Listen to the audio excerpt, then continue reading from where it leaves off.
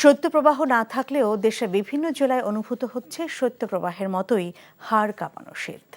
মূলত ঘন কুয়াশার কারণে সূর্যের আলো না আসায় এবং উত্তরের ঠান্ডা বাতাসের প্রভাবে দিন রাতের তাপমাত্রা পার্থক্য অনেক কমে যাওয়ায় শীতের দাপট চলছে বলে জানিয়েছেন আবহাওয়াবিদরা। তারা জানান, এটিকে বলা হয় কোল্ড ডে কন্ডিশন। মধ্যরাত থেকে পরদিন দুপুর পর্যন্ত কুয়াশা, উত্তরের বাতাস, জলীয় বাষ্পের পরিমাণ কম থাকায় বেড়েছে শীতের তীব্রতা। শীতে কাঁপছে হিমালয় কন্যা খ্যাত পঞ্চগড়। এছাড়া শীতে বিপর্যস্ত দিনাজপুর, চুয়াডাঙ্গা, যশোর, কুষ্টিয়া, বগুড়া, রাজশাহী সহ বিভিন্ন জেলার জনজীবন। হাসপাতালগুলোতে বাড়ছে ঠান্ডাজনিত রোগীর সংখ্যা, ব্যাহত হচ্ছে যান চলাচল। বেশি বিপাকে পড়েছেন শ্রমজীবী মানুষ। প্রত্যন্ত অনেক অঞ্চলে সরকারি বেসরকারি উদ্যোগে শীত বস্ত্র না পাওয়ার অভিযোগ শীতার্তদের। এদিকে ঘন কুয়াশা ও শীতে উঠতি ফসল নিয়ে চিন্তিত কৃষক।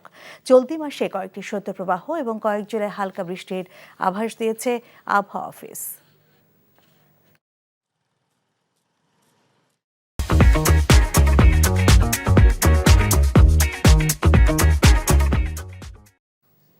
দর্শক, শীতের খবর জানাতে পঞ্চগড় থেকে সরাসরি যুক্ত হচ্ছেন আমাদের স্টাফ করেসপন্ডেন্ট সাজ্জাদুর রহমান সাজ্জাদ। সাজ্জাদ, গতকাল তো দেশের সর্বনিম্ন তাপমাত্রা ছিল তেঁতুলিয়ায়, তো আজকের তাপমাত্রা কেমন?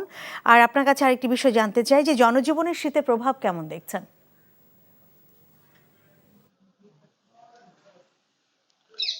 জি লিনা, আপনি জানেন আসলে এটা কিন্তু পৌষ মাস চলছে, পৌষ মাসের শেষের দিকে।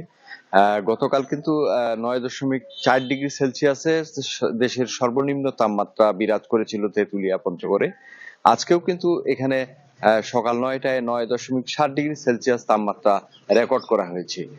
একটা জিনিস আপনাদের বলে রাখতে চাই, সেটা হচ্ছে যে এবারে কিন্তু শীতের যে প্রকৃতিটা, এটা কিন্তু শেষ বিকেল থেকে সকাল অবধি, সকাল 8টা 9টা পর্যন্ত এই সময় কিন্তু ঘন কুয়াশা থাকতেছে, মৃদু শৈত্য প্রবাহ থাকতেছে।